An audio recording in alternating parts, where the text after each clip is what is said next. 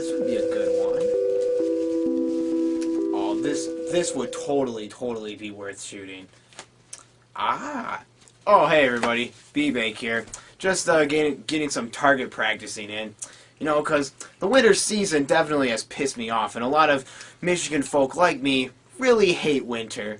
I mean, we should be used to it by now, but we really fucking hate winter. It makes us all so depressed that even me, the left-wing liberal that I am forced to be shooting my old PlayStation 1 disc with this shotgun right here. So, I guess I gotta get out my rage somehow, so let me see if there's any good games in here. Let's see. Ooh, this one seems nice. Casper. Huh, more like Asper. Ha ha ha ha. Oh god, my puns suck. Alrighty. Pull.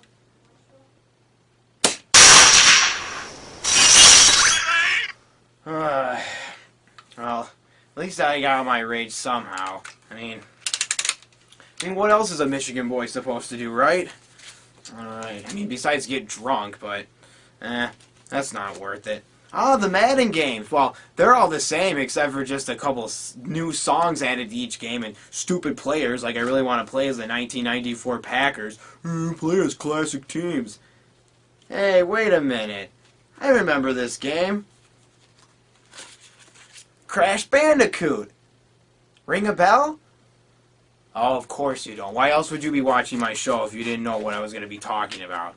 Alright, play the theme song. Well, obviously we have a rapist in Lincoln Park. He's slamming in the windows, he's waking up people up, trying to register young people, has kids, has a wife, and has a because they're making name like him.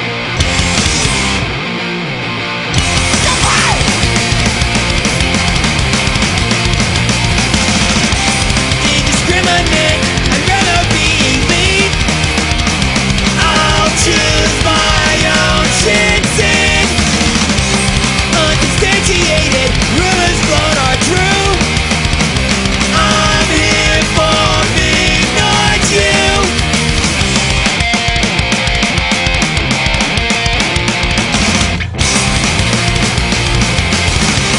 Non-conglomerate, I mean what I say. I'm not your fucking skin. But apparently, I've alienated some. It seems my job's half done. Never understand it. Try to play it frantic. And when you lose, 'cause it's my job to keep on rocking lead. This music ain't your fucking industry. Hello everybody, I'm B-Bake and I'm not saying that stupid catchphrase. So, today we're going to talk about one of my favorite games of all time, Crash Bandicoot for the PlayStation 1. This has to be one of the best games for the PlayStation 1 that I have ever played in my life. This was a game I grew up with. It represents my childhood in many ways, and anytime I pop it in, nostalgic memories come blasting to me like, whoa man, just brings back the good old days. Before we get started on the actual game, let's talk about my history with this. When I was younger, I was a frequent player of Nintendo and Sega, but usually at friends' houses and daycares and school functions because, well, my family couldn't afford a video game system at the time. It didn't seem important to my parents that we own a video game system, but boy was I a big fan of them. Arcades, as I said, I'd play Sega and Nintendo at other people's houses. It was some of the best memories ever. So for Christmas, my uncle, who works at Best Buy, bought me and my brothers our first video game system, the PlayStation 1. It was very odd because this game really wasn't a for only kids system. It didn't have a lot of games that were geared towards a younger audience or an all ages audience. Granted, some of the best games on the PlayStation are the Spyro the Dragon series, and of course, Croc is one of the best selling games, even though it's a piece of shit. But you have to admit, the PlayStation isn't something that you give a young audience. This was more of the grown-up system. In retrospect, it is. It was probably the best of the fifth generation gaming systems. But again, there weren't as many for family or for kids games. The two best-selling titles, or the best acclaimed titles, are Metal Gear Solid and Final Fantasy VII, and those are definitely not for younger kids, so what were we stuck with? Granted, I did have arcade classic games like Rampage World Tour, which was fun, but it was kind of destructive and really gory, and it didn't have those fun, lovable characters. And the same with the Lost World game. It was fun and it got my attention, but it wasn't a Mario or a Sonic. We needed our own mascot as PlayStation fans. And thank God Naughty Dog came along and gave us this awesome masterpiece, Crash Bandicoot 1. So, I believe that I, out of all the video game critics, have a right to talk about Crash Bandicoot before anyone else does, and here's why. Naughty Dog released one of their first Apple II video games, Ski Crazed, in Grand Rapids, Michigan. And that's where I'm from, baby. Yeah! Okay, that was pretty stupid, but let's get started on the game. Alrighty, so let's begin with a little history before we get to the game review. Naughty Dog was the brainchild of game creators Andy Gavin and Jason Rubin. Their main goal was to create another 3D animal platforming hero, similar to Sonic the Hedgehog and Super Mario Bros. Sony approached them during a look-over of one of their games, Way of the Warrior. They were stunned by the amazing graphics, but didn't really care much about the gameplay, but asked them if they would make a 3D platforming game for their system. They signed them on for 3, and this is where Crash Bandicoot started. It was the brainchild of 2 awesome game developers. Let's go over the story of Crash Bandicoot 2 very quickly. So the story consists of Dr. Neo Cortex and his assistant Nitrous Brio, who turns small little cute animals into death machines, pretty much. So Cortex can, you guess it, take over the world. Of course! Thank you. So he uses Crash because he believes Crash will be a very smart leader of his Cortex commanders. So he puts him through the Cortex Vortex and... well, let's just say it doesn't all work out for Cortex. Crash gets rejected because he's too stupid, but I just think he's a silent Charlie Chaplin-like protagonist. Leaves his girlfriend behind, so it's up to Crash to save his girlfriend from the clutches of Cortex. So, let's begin this insane cartoon adventure of awesome gameplay. So it starts off on one of the islands, Insanity Beach, where it's up to Crash to go through all these levels and stop Dr. Neo Cortex. Judging by the first look of the game, what are your impressions? My first impression was this is an awesome 3D platformer game. It pretty much follows like a Mario type style, where it's all dependent on trial and error. Pretty much you learn from any mistakes you make from the level, either deaths or enemy attacking, fall down the hole. Also, it's similar to Mario because of turtles. I don't know why, but when a game has turtles involved, it's pretty much a Mario clone. And of course, there's always a point to the end of the level, but instead of a flagpole, this time we get a spinny twirl zone thing. Also, take a listen to the music on this level. The music is also very cool. It doesn't have much to do with the gameplay, but it enhances the entertainment. Also, it's important to collect apples, because when you collect 100, well, Whomper fruit, not apples, then you get an extra life. Always collect a Aku mask. These Warlock Indian masks will help you with health, and if you get 3 of them, you go apeshit and start killing everyone. Take that, you stupid turtles. Yeah.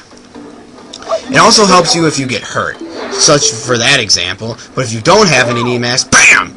You're pretty fucked. Oh, and it doesn't help you if you fall down holes, so it only helps with actual physical deaths.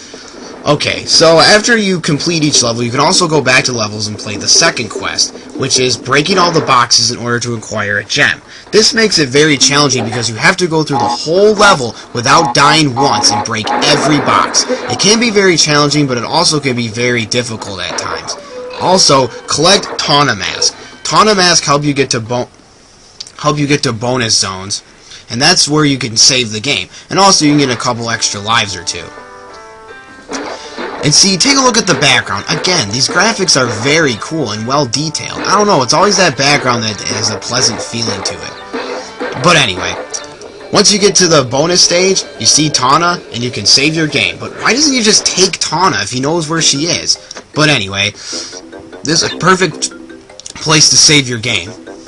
And what also is interesting is that this game also utilizes a password system and a save game system, which most games at the time were doing one or another. Even if you don't know the password, as a kid I would just type it in at random to see if I would get anything once we got the super password. So let's get to level design. As I keep mentioning, this game has great graphics. Look at the walls on this stage called the Lost City. Everything is well sketched and detailed. It looks amazing, and still to this day. And look at the fire that burns. It looks stunning. This is my favorite level, the generator room. The TV boxes, all the security camera robots. It's creative and it's amazing. I'm sorry I keep saying that, but my god, this game looks so stunning, even compared to today's standards. This level would also help reflect their future games, Drake's Unfortune. This is funny, I don't know, this level always cracks me up. He just jumps on a random hog and starts riding it. That's just terrific, Crash, you asshole. Oh, watch out for this. Oh shit, he's got guns, he's gonna blow your fucking head off. Haha. Take this. Bam! There's also some control problems, though. It feels very slippery at certain points, especially in the water levels like this. Especially if you have an analog stick. Oh, bullshit, I went straight. What the hell? And there's missing platforms? What? That's stupid. This is another thing that kind of pisses me off. In the Lost City stage, there's an open area right here where there's just a random box. I mean, like, the first time going through, you don't think anything of it. You're like, oh, what's a box doing in that cave? But whatever. And then you see this. This is a certain box that indicates that you need to hit an exclamation point box in order to get a boost to get that nitrous brio mask. So you keep going, and then you see an exclamation point box. Oh, okay, I guess that's the one I'm supposed to hit in order to go back to that stage. So you wait a little while, and then you go back.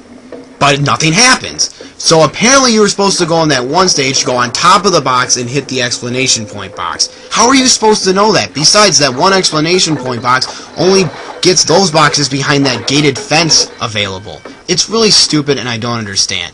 This is a cool glitch right here. Watch this. Yeah, it's like the Billie Jean music video from Michael Jackson. Random silver boxes appearing. Collecting gems is important because look at this. You get plenty of awesome kick-ass bonus things. Like I just got all those lives. Awesome. I love life sometimes. This is a very interesting glitch that I found. Okay, now watch this. Watch the silver box in the background. So you hit everything and watch this. Boom. The box goes flying up. Hits you again. BAM! Right on your face. That is awesome. Another thing that makes this game really fun are the bosses. Take a look at all these bosses. This one is Papu Papu. It feels really good because you feel like you're really interacting and fighting this boss. It only takes you 3 hits, but it's pretty fun to just wail on him. But there are some bosses that are pretty lame, like this guy. Ripperoo, I don't like him, because what you're supposed to do is you're supposed to hit those big TNT crates, and you're supposed to hit him right as he's coming towards you so it'll explode.